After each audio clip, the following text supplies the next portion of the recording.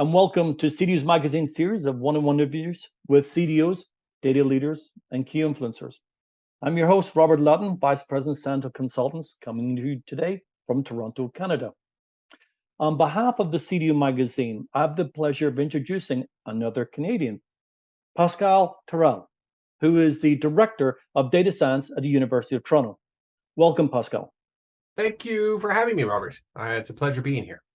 When you look at data analytics, what are the kind of business values that you think are shaping your organization and are shaping other organizations as they transform themselves from where they were to a data-driven data analytics organization? What do you think that the key business value outcomes are that they're chasing?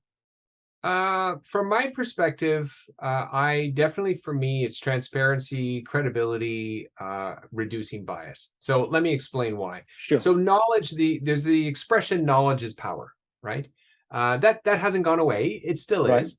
The only thing that's changed a lot is that everyone has one of these, right? A Indeed, smartphone. yeah. And so access to information is actually quite easy and is encouraged by everyone. So the knowledge to power thing has changed a little bit. So it's not only knowing something that other people don't know, and then you keep it to yourself so that you retain that advantage. Now it's a little different. Everything's out in the open, right? It's all available, through your phone. However, the ability to apply it and benefit from it is where there's a gap, right? And so I think that's what data analytics helps for sure. And so from a value perspective, that's what I'm saying is what I think people are looking for now is definitely how do you manage your business? How credible are your pitches? Like what you're selling, what you're stating about your product, or how you're doing the research about it or development or whatever. Especially in my world of medicine and healthcare, it's very important. Regulatory is very important. And so that's where I think that's the value I see for sure, is that ability to have customers or clients or however you want to term it truly believe in your product and have that transparency and credibility. And more now is definitely unbiased data. Like truly, that I think is becoming very important for people, is to make sure that your product has not been trained on or based on or developed on some form of biased data, right, which is going to be caught later on and skew the results, right? Yeah, so exactly. You don't want to do that. Yeah. Just in the last couple of minutes, and over the years, obviously, we've got IBM out there with its AI machines, and we're hearing a lot about the future of data analytics and maturing data analytics into AI and things like that. As you look to, surely you're obviously looking at the future as well. You got one foot in the present, one foot in the future. What are the opportunities that you see for organizations like yourselves or other companies who can effectively leverage the data analytics today and in the future? Where do you see these opportunities? I'm going to say, because I'm a machine learner, I'm going to say optimization. So, right. That might be a weird answer, but I think that's kind of where we're going. So efficiencies and optimization are really, I see that as a big opportunity. So where it used to be that if you bought the new shiny tool or system, right, you were that, wow, that was it. You had a huge advantage, right?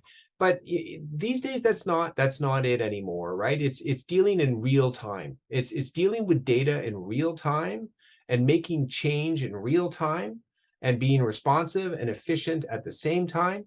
I think that's where the opportunity lie. The opportunities lie for sure. And it's tricky. It's hard. And so if you don't have the infrastructure in place, having real-time response and data is very difficult to do.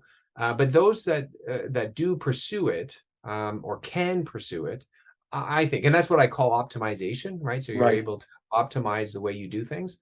I think that's going to definitely benefit them a lot. So that's why I would see it as an opportunity. There could be huge opportunities for organizations to adopt that, but also huge changes to society as we begin to Oh, optimize and oh yeah. leverage this data out. So let me just end with one question that I said I'd come back to at the beginning, right? Mm, So organizations who are, and some organizations may be further ahead than others, but mm. for someone who's looking at this or just entering into this space, do you have a kind of recommendation on an approach that organizations should look at to delve into data analytics? Like, what would your advice be to an organization that's just starting out, saying, okay, this is your first foot forward, get your 3 pillars, get your team together. What would your advice be to clients that are just looking at this? I would probably give the same advice I give to people that come to me for advice on statistics. Right. So, and that is start early. And I know that sounds really corny, right? But it really is important because people come to me 2 weeks before the deadline, for submitting something, and they have, here's my data, and then I'm like, well, Aren't you a miracle worker? I thought you were a like, come miracle on, worker you've before been the working on this miracle. for 2 years, and then you come to me. I've got 2 weeks to work with something where I'm going to tell Right, you didn't collect the data properly, right? right, So right, if someone wants to get into this, and so truly, it's don't wait, don't wait. right. Start now. Like, start now, right? Do some planning, talk to lots of people. Don't just talk to one person that you think is the be all end all, or one company Because you'll get that's biasism, right? That'll come in, off. right? So 100%. Talk to as many people as you can about this and take your time, right? yeah. So lots of planning, take your time, let it ruminate a little bit on it for a while, right? Don't just all of a sudden say, oh, I need this. And then the first company that comes by, you say, that's it. I'm going all this, and I'm Sold, going all in, right? That's it. All in, right? Yeah. I'm all in, right? You're I'm going, all in. I'm all in, right? That's it. yeah, right. And then you sign the check, and there you go. You spent the money, and you feel better already. I spent the money. It's got to improve now, right? That's right. Well, you'll Where's be, my miracle? yeah, Where's my exactly. business booming, right? So Yeah, it will. Yeah, you'll be sorely disappointed, I think. So that's what I know. It's not sexy advice, but I can just tell you from experience that those people who do plan and talk to many people right. do well. They do. Eventually, they get the right solution in place. Pascal, thank you. Thank you very much indeed for your time today. You've been very gracious. We really appreciate it. I certainly hope that we'll get a chance to come back and talk maybe about your own business, the success of that, how that's going. But Sure. also, more important, I hope that we'll get a chance to come back and talk about what's happening at the University of Toronto, the future of machine learning, artificial intelligence, AI, and of course, data analytics, which you know so well. So thank you for your time, Pascal.